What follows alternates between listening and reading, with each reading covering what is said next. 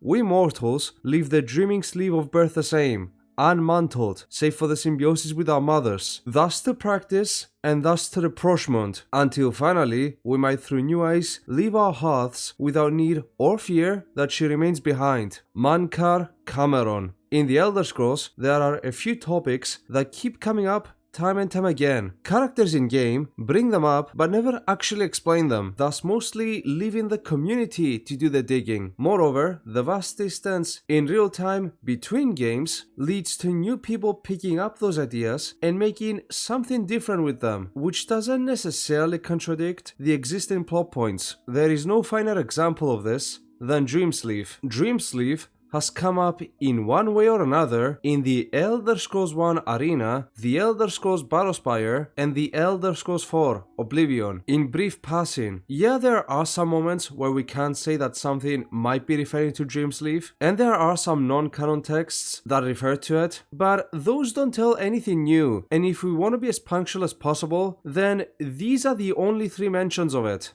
in-game. So how is it used in those games? Well, in the Elder Scrolls Arena, it's used basically as a communication network between powerful mages. It's used by the main antagonist of Arena, Yagranthar, and his apprentice Rhea to communicate to the main character of that game and send him transmissions, basically acting as a communication service for mages that are strong enough to access it. But that's basically it. In Battlespire, it has a way more impactful role, and we actually get to see it. Now, the events of Battlespire are 1, complicated, and 2, a bit on the outdated side of Tess lore, so I'll be a bit brief. The Battlespire is a training academy for Imperial battle mages, and it is located within Oblivion itself. During the reign of Yagranthar, as in the period of his rule after he captured Uriel VII, the Battlespire was left unattended and poorly maintained. During this period, known as the Imperial Simulacrum, because it was only an imitation of the actual empire, Mehrunes Dagon, the Daedric Prince of Destruction and a helper to Yagranthar, invaded the Battlespire. Though invaded might be the wrong term. Yagran gave him the Battlespire in exchange for killing any rival battle mage in it. Despite that, it's not like Mehrunes Dagon can just open a portal to the Battlespire within Oblivion. He had to reach that place with his army by first invading 2 other Oblivion realms, and one of them was the Oblivion realm of Nocturnal. This drove many lesser Daedra of that plane to join the conflict, despite it being a losing war, one of whom, named Yasil, became so utterly miserable with the state of affairs that she withdrew her own spirit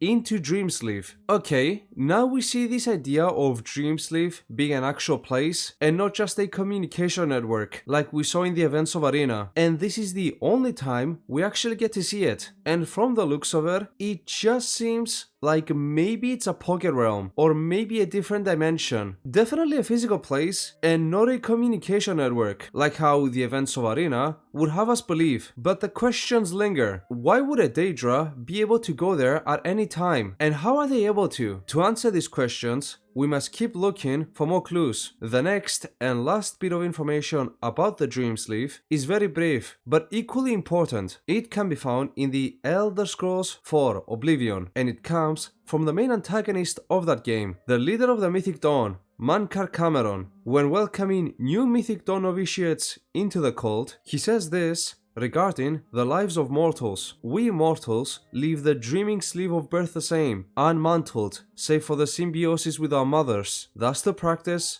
and thus to rapprochement, until finally we might through new eyes leave our hearths without need or fear that she remains behind. In this moment, we destroy her forever and enter the domain of Lord Dagon. So this is another, seemingly contrasting piece of the puzzle. First we hear of Dreamsleeve as a communication network, then we see it with our own eyes and learn that it might actually be a physical place, and now we hear about it as if it's an actual location that souls go to prior to being born. Though I guess in that way it will make sense as to why Daedra can access it. Since Daedra are reborn after their death in Oblivion, then Dreamsleeve would be a location that they are probably familiar with. If it's connected to birth and death, then surely it must extend to Oblivion as well, not just the mortal plane. And that's it. These are the only confirmed sources of Dreamsleeve in the entire franchise. So, with all that being said, what is Dreamsleeve? The real Dreamsleeve was the friends we made along the way.